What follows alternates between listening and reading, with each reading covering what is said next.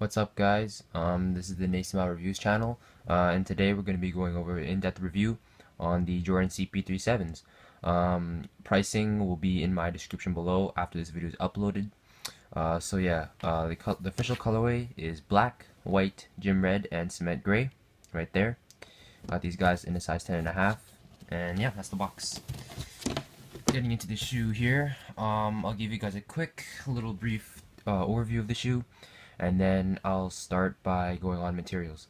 So this is the Bred colorway, in case you guys didn't know, it's black and red. And yeah, give you guys a quick overview look of the shoe. Right there, back, medial side.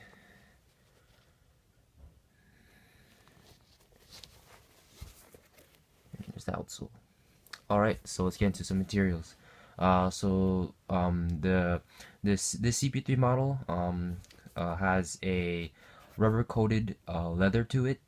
It's a very nice feeling, very comfortable. Had no problems with it. The only downfall for people who like to have keep their shoes clean and stuff, you will see it's more apparent on the rubber coated leather, all the dust and scuff marks, as you can tell on my pair. You will see a lot of dust and scuff marks on a black rubber coated leather, so be careful with that, or just clean it afterwards if you are picky like that. The rest of the shoe is pretty much all synthetic leather. This red stuff is just a regular synthetic. More of the rubber coated on the medial side right here, and also on the heel here. And you also got your plastic CP3 pull tab, or heel tab I should say. And this part, personally, this part right here, I didn't really like, because it's just this one piece canvas that they randomly put on this side.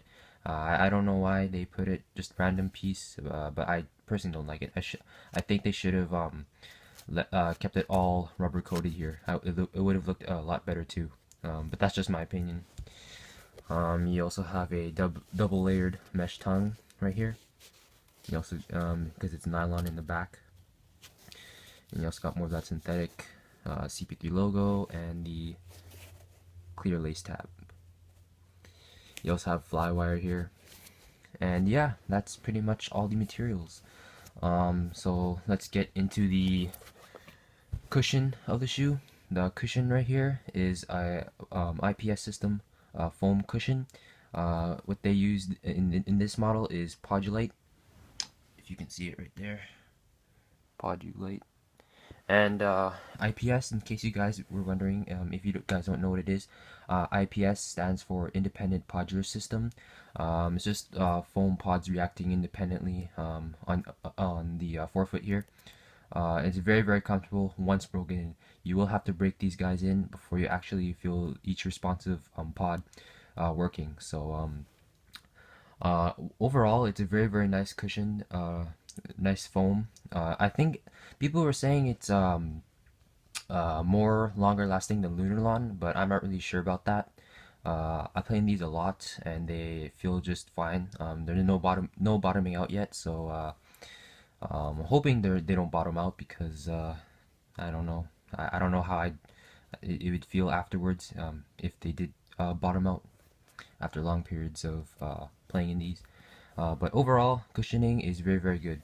There is no actual tech in the heel, it's just a lightweight foam, but it does its job there, so I'm not overly concerned about it. Heel cushion is actually pretty good. And yeah, you also have a under the ball of the foot, another Zoom Air pod right there.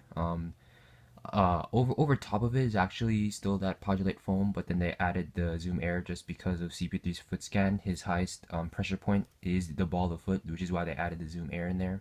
So I think that's a pretty cool touch. So moving on to the traction. Traction is a herringbone slash this wavy pattern kind of thing. It worked well on clean courts, no problem with clean courts. Stick to very good. But on dusty or like really dusty courts, you will have to wipe, because this line textured right here. I was actually slipping on this portion of this the traction pattern, because it's just lines. It doesn't really give you good amount of traction. So on dusty courts, I was actually slipping a lot. So just watch out for that. You just have to wipe more on dusty courts, but on clean courts, no problems. The herringbone is just like classical, like any kind of herringbone, so you are good for traction. So let's move up onto lockdown. Lockdown is a very nice lockdown. It is a mid cut, which I like. You don't really see mid cuts nowadays. You either see low tops or high tops, like the 28s, low tops like Kobe 8s, and all that. But the lockdown on here is very good. You have the what people call the Achilles pillow, and it actually does work. It hugs your Achilles very nicely and snug. There's a good amount of padding on both sides here, and it just locks in your ankle while it's all laced up. So no problems with the lockdown here. And the support of the shoe is actually this TPU plastic shank in the midfoot, which is like any other shoe. It works fine, just like any other shoe with this plastic in the midfoot. So yeah, support and lockdown was super good. So let's. Oh, there's also there's also a fly wire right here, which locks in once it's all tied up. This lacing system is like the best you can ever get, because the fly wires are tightening and harnessing your foot inside the footbed, so you're not sliding around or anything. And the fly wire is just amazing, man. It's a lightweight lacing system, so you won't have no problems with the laces getting all like, I guess, like twisted and everything. It probably will twist if you don't like take it out of the eyelets and stuff like that and fix them afterwards. But overall, the fly wire does work, and it's nice and supportive where your whole foot is locked down inside the footbed. So yeah, fly wire is good, and this whole part and the plastic is also very good for the lockdown and support. So let's go to breathability of the shoe. The breathability of the shoe, it was okay. It wasn't that great though. As you can see underneath the tongue here, it's like a nylon underneath, and then you have the mesh over top of it, so it wasn't really that great on ventilation. The only pretty much visible holes that you see are where my fingers are, and on this side too.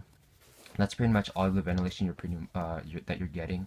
So it allows all the heat to escape from the holes here, but it doesn't like allow air inside that good. So ventilation was poor on this model, but it was okay for what it is.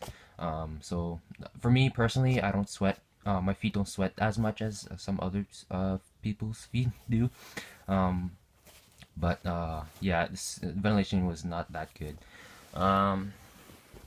And overall, my overall opinion about these shoes, this shoe was actually a pretty good performer. I really liked it. I wasn't expecting it to be like it's a lightweight shoe and all, and I don't know. I like the way it looked. It does look bulky on feet, but it performs very nicely.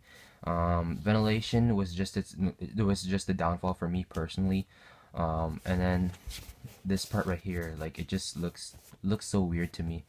But that's my only those two things really just the downfall with this shoe.